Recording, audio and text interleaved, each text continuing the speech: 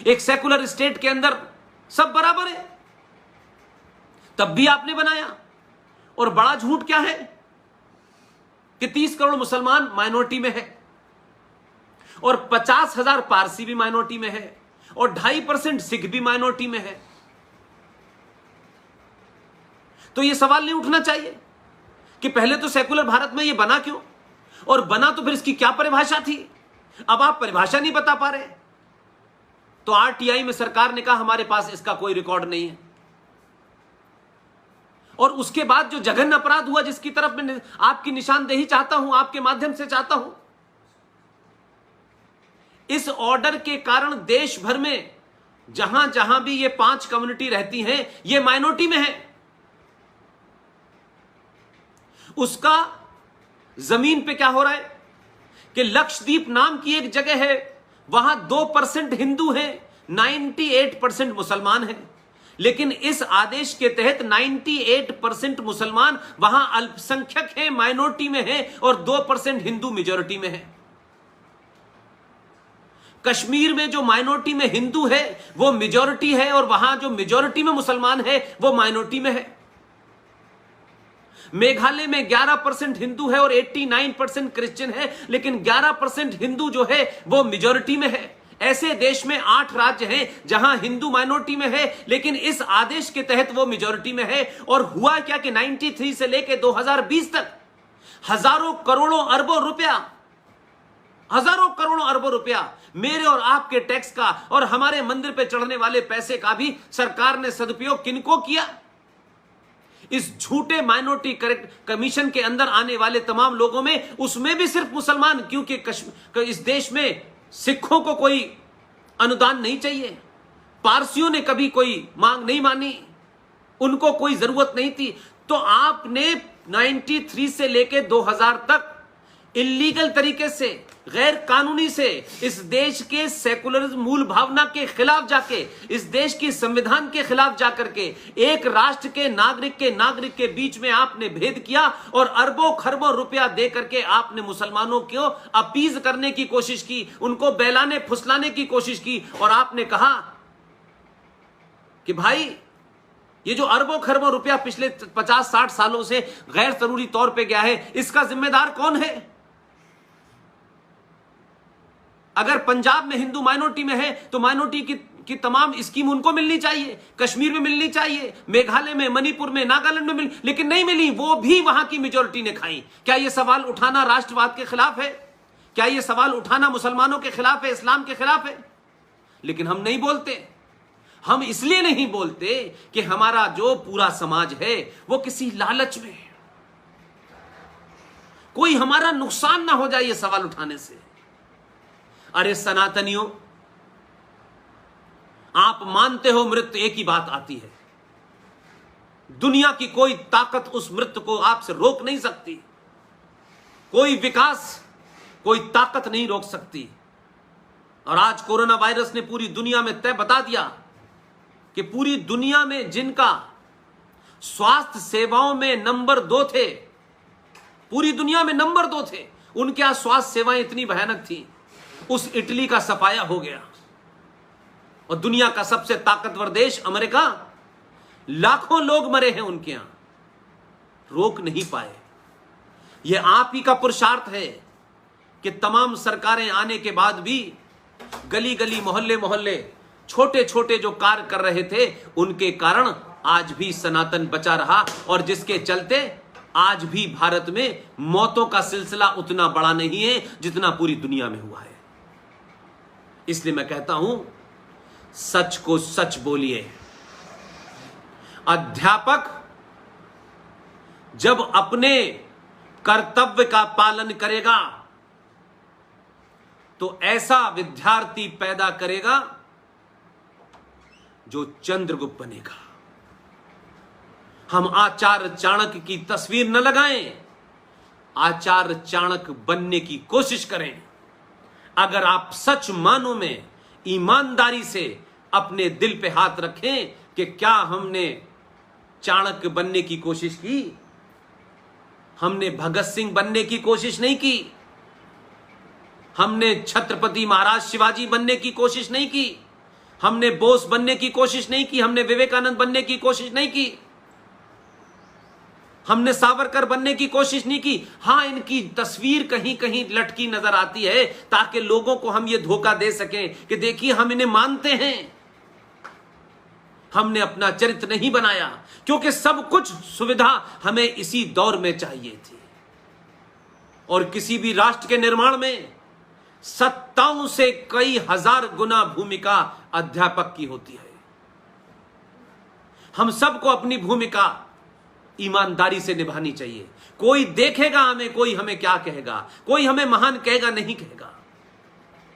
ये जो आज पूरा सिलसिला देश में चल रहा है, न जीडी बख्शी ने, न कर्नल RN सिंह ने, जिनकी ससुराल बनारस है, जो उस राजा परिवार से आए हुए हैं, बहुत संपन्न परिवार के हैं, और रॉ जैसी जगह ऑर्गेनाइजेशन में काम करने के बाद लोग अपना चेहरा नहीं दिखाते, लेकिन उसके बावजूद भी वो शख्स कोई जगह, कोई टेलीविजन में ऐसी जगह नहीं छोड़ता जहां जिहादी और इस्लामिक आतंकवादी, वो जो अलग अलग चेहरों में, अलग अलग पार्टी के नकाब में बैठे हुए हैं, इंटेलेक्चुअल की शक्ल में बैठे हुए हैं, उनको एक्सपोज नहीं करता। इनमें से किसी का कोई स्वार्थ नहीं है, कोई किसी पार्टी के दफ्तर में जाकर के राज्यसभा की टिकट की लाइन में नहीं लगा हुआ है।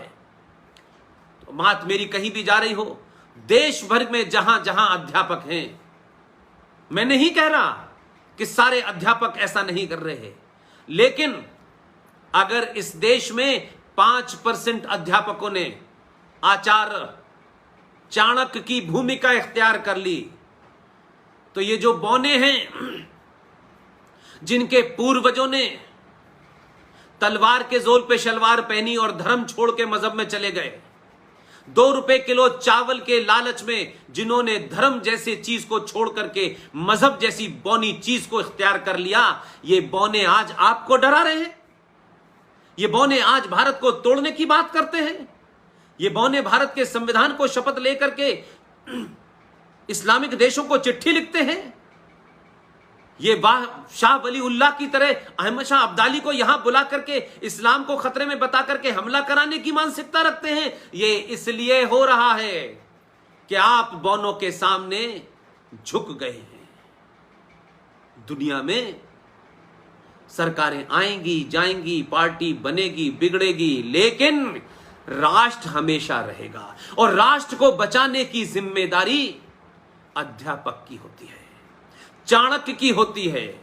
इसलिए अपने घरों में लगी उन बुज़दिल लोगों की, उन कायर लोगों की तस्वीर को बाहर निकाल के फेंक दीजिए।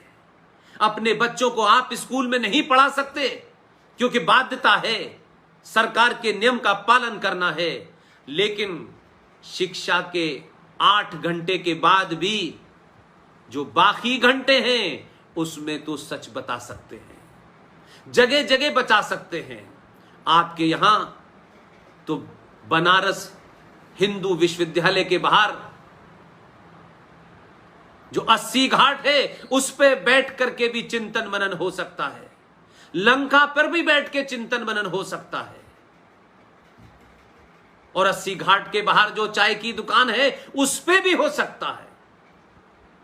वही राष्ट्र के निर्माण को और राष्ट्र को बचाने वाली ताकतों को पैदा करने की जगह है। लिहाजा ऐसे ऐसे बहरूपियों को पहचानिए जो आपके बीच में आए हैं, गंगा जमुना तहजीब का झूठ और फ्रॉड खेल रहे हैं। सारे धर्म बराबर हैं, आप उनका कान पकड़िए, उनसे कहिएगा कि दुनिया में ब्रह्मांड और सृष्टि की जिस दिन रचना हुई थी उसी दिन से लेकर जब तक ये सृष्टि रहेगी सिर्फ एक ही धर्म था, वो आज भी है, वो कल भी रहेगा, उसका नाम है सनातन धर्म। और मजहब में जमीन आसमान का फर्क है। मजहब आते हैं चले जाते हैं, मजहब का कोई पैगंबर होता है, उसकी कोई किताब होती है, उसमें ये करना है उसमें ये नहीं करना है। मजहब की जो पैदा हुआ है, ध्यान रखिए कि सृष्टि का और प्रकृति का नियम है, उसको एक दिन मरना होता है।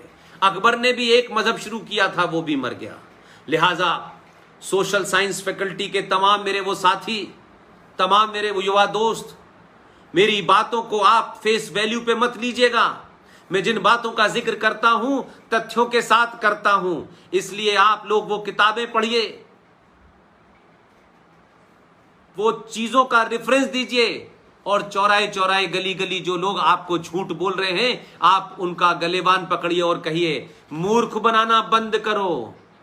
एक राज्य था जहां मेजोरिटी मुसलमानों की थी, वहां 5.5 लाख कश्मीरी हिंदू पंडितों के साथ जो जघन्य अपराध किया आपने, उनको मारा, लूटा, बलात्कार किया और वापस भेज दिया, क्योंकि आप उन लोगों को कन्वर्ट नहीं कर पाए, क्योंकि फारूक अब्दुल्ला तो कन्वर्ट हो गया था बहुत पहले, जो बचे कुचे थे उनको कन्वर्ट नहीं कर पा रहे, तो आपने उनके साथ हत्या, 2,500 कश्मीरी हिंदू पंडितों की हत्या की, रेप किया, मर्डर किया, लूट मार किया आपने। लेकिन इस देश में कोई दंगा प्रदर्शन नहीं हुआ, और वो ये जानते हैं कि हम एक आदमी को अगर किसी सरकार ने जायज तौर पे भी जेल में बंद किया, तो इससे पहले कि उसके ऊपर कोई कार्रवाई हो, हम सड़कों पे निकल के इतना दंगा करेंगे, हम इस सरकार को इतना डरा देंगे कि आप कानून सम्मत भी कोई काम नहीं करेंगे। लेकिन अगर भीड़ तंत्र की यही मानसिकता है, तो आपको भी उस भीड़ तंत्र के रास्ते पे जाना होगा। आदर्शवाद से इस भीड़ तंत्र को आप कंट्रोल नहीं कर सकते। लिहाजा एक बात कह के मैं अपनी बात समाप्त करता हूं। हो सकता है कि आप शांति प्रिय हो सकता है कि आपकी 5,000 साल की जो परंपरा है और डीएनए है, वो आपको कुछ काम करने से रोकती हो। आप चाहते हो कि शांति बनी रहे, लेकिन शांति भीख में नहीं मिलती। शांति के लिए शक्ति का प्रदर्शन जब तक नहीं होता, शांति स्थापित नहीं होती। और मैं बार बार कहता हूं कि अगर इस भीड़ तंत्र ने यह तय कर दिया है कि भीड़ से डरा देंगे सत्ता को, व्यवस्था को, इस देश की जुडिशरी को, तो आप 100 करोड़ हैं, आप किसी को डराइए मत, आप किसी की हत्या मत कीजिए। लेकिन अगर लोग शस्त्र की भाषा समझते हैं, तो सनातनी अपने सामर्थ्य का परिचय दे। एक सामर्थ्यहीन सनातनी ना अपना घर बचा सकता है, ना अपना राष्ट्र बचा सकता है। आपने मुझे प्रोफेसर कौशल किशोर मिश्रा जी ये मौका दिया। बनारस हिंदू यूनिवर्सिटी का अक्सर हम नाम उस वक्त जब पढ़ते थे जब एक जिहादी यूनिवर्सिटी में हमारा जन्म हुआ। जिस शख्स ने बनाई, उसने 1857 का विरोध किया, उसने अंग्रेजों के साथ साठगांठ की। इसलिए देखिए कि अंग्रेज कितने समझदार हैं। उस सैयद अहमद खां को सर का खिताब दिया गया, और एक मक्कार जो आपके राष्ट्र का गीत लिख के चला गया है, मोहम्मद इकबाल, उसको भी सर का खिताब दिया, जो आज पाकिस्तान का राष्ट्रीय कवि है। जहां यौम वलादत मनाया जाता है, बहुत बड़ी उसकी मजार है, हम आज उसी को लपेटे हुए हैं। हमने अपने आदर्शों को नहीं चुना, हमने अपने आदर्शों को नहीं पहचाना। अब अपने हमें आदर्श भी बदलने होंगे, और अपने आदर्शवाद को भी समझना होगा। आज के आदर्श से ये जिहाद और आतंकवाद को समाप्त किए बगैर भारत का सही मानों में निर्माण नहीं हो सकता।